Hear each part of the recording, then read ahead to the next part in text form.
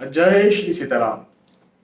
देखिए, मैं बार बार कहता हूं और बिल्कुल सच बात है ये कि कुंडली मिलान करके, अच्छे से कुंडली मिलान करके यदि आपकी शादी होती है तो आपका वैवाहिक जीवन बहुत अच्छा होता है।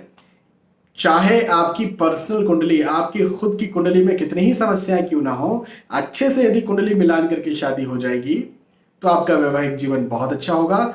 और चाहे आपकी व्यक्तिगत पर्सनल कुंडली कितनी भी अच्छी क्यों ना हो विवाह को लेकर के, लेकिन कुंडली मिलान में कोई दिक्कत है तो आपका वैवाहिक जीवन जो है वो खराब होगा।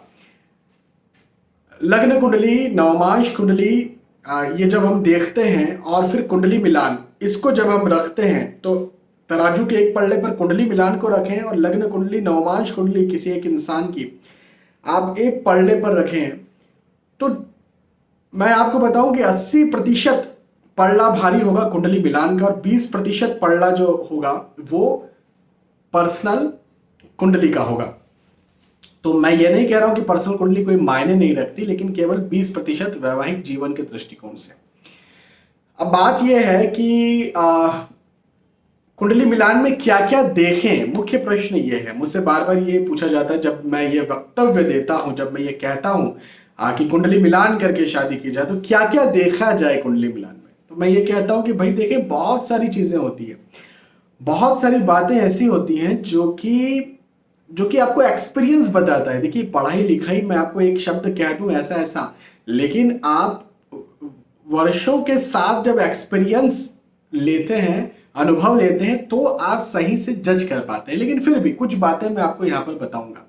सबसे पहले तो मैं क्या देखिए, दूसरे क्या देखते हैं मुझे नहीं पता। जब मेरे पास कुंडली मिलान आती है तो मैं उसे इस प्रकार से समझता हूं कि सामने वाला मुझे ये नहीं कह रहा कि मुझे बिजनेस शुरू करना है, वो ये नहीं कह रहा कि मुझे नौकरी लगना है। भाई, नौकरी एक नहीं चली तो दूसरी कर लेंगे, बिजनेस एक नहीं चला दूसरा कर लेंगे, शादी एक नहीं चली दूसरी कर लेंगे, ऐसा नहीं हो सकता। तो कुंडली मिलान में सबसे पहले प्रैक्टिकली यदि कुछ देखना है तो सबसे पहली बात है लव एंड अंडरस्टैंडिंग। भाई मुझे बताइए, पति और पत्नी के बीच में सबसे ज्यादा जरूरी क्या है? प्रेम और समझ है। यदि प्रेम समझ नहीं तो फिर क्या, तो आगे हम सोच ही नहीं सकते। तो प्रेम समझ पति और पत्नी के बीच में बहुत ज्यादा मायने रखता है। लेकिन क्या यही सब कुछ है?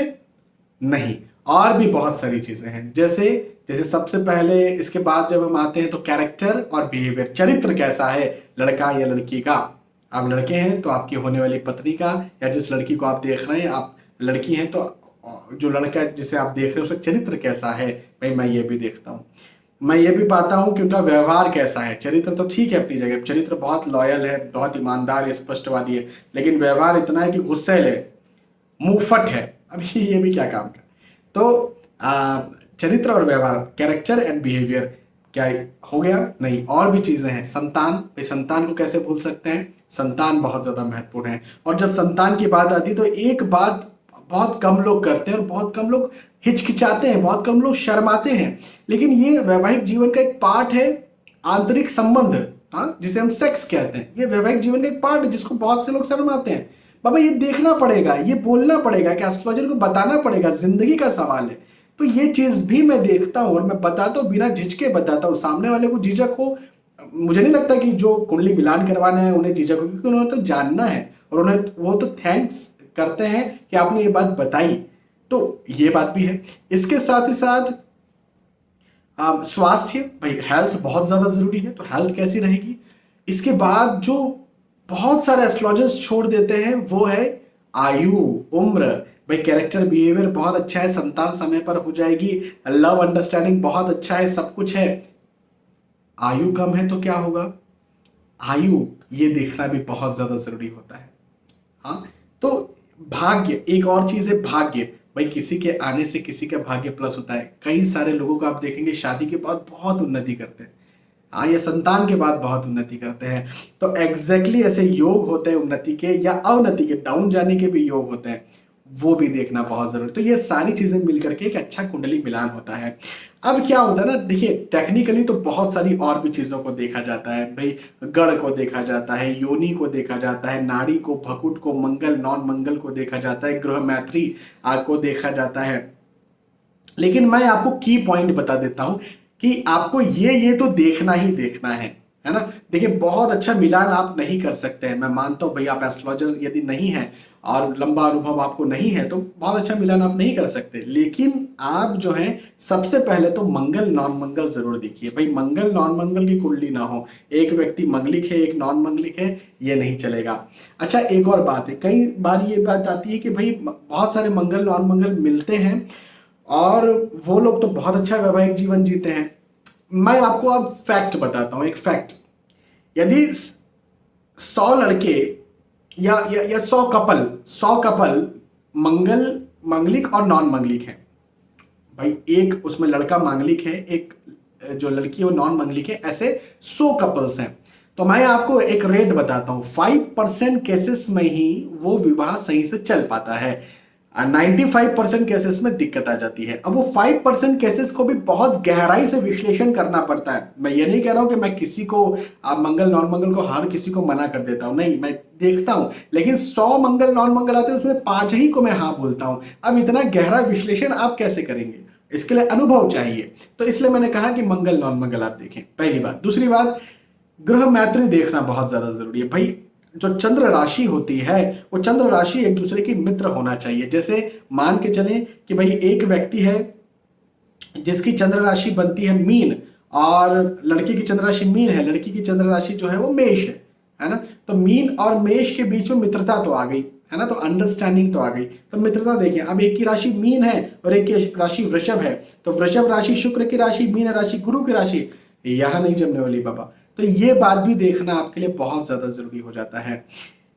ये दो बातें। तीसरी बात नाड़ी, भाई आदि मध्य और अंत 3 नाड़ियां होती हैं, तो 3 नाड़ियां ये देखना है कि भाई लड़के और लड़की की एक नाड़ी ना हो, मतलब आदि नाड़ी लड़के की तो आदि नाड़ी लड़की की ना हो, मध्य नाड़ी नाड़ी लड़की की है मध्य नाड़ी लड़की की ना हो, इस प्रकार से आदि मध्य और अंत, तो एक नाड़ियां ना हो।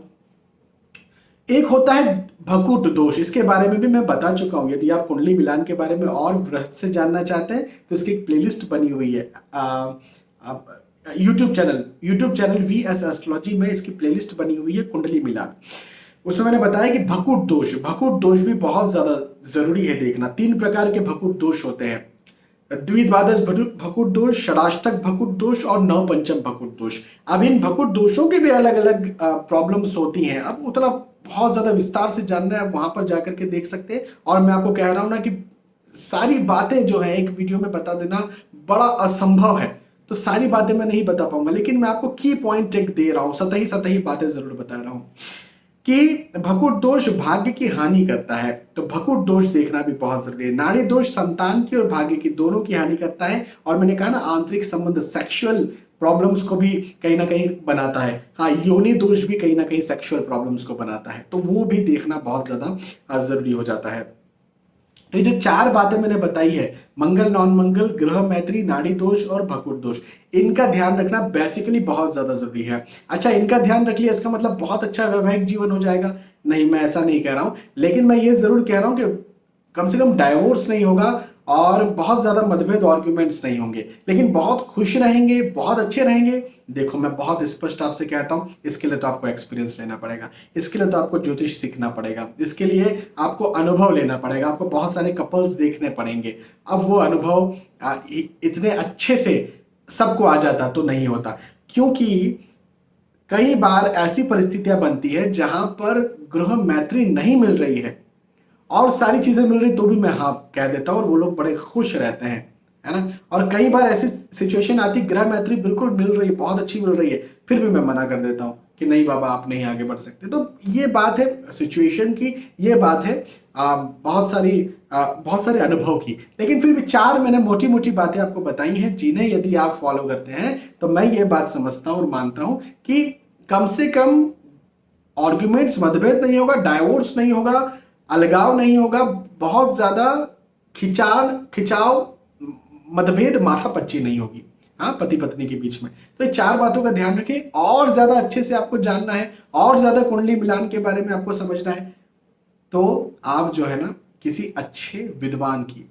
कुंडली, मैं ये नहीं कहता हूं कि मेरे पास सब आइए मैं वीडियो बनाता हूं, दैट नॉट मीन कि आप कंसल्टेशन मुझी से लीजिए, मैं बस ये कहता हूं कि अच्छे विद्वान से पढ़े लिखे से कंसल्टेशन लीजिए, कुंडली मिलान करवाइए और आप जो है वो आगे बढ़िए। आप मुझसे भी कंसल्टेशन ले सकते हैं। चलिए, तो मुझे लगता है कि मैंने आपको समझा करके सारी बातें बताई हैं और आपको ये बात समझ में आई है। बहुत बहुत धन्यवाद। आने वाले वीडियोस में, आने वाले एपिसोड्स में फिर मिलते हैं। तब तक के लिए जय श्री सीताराम।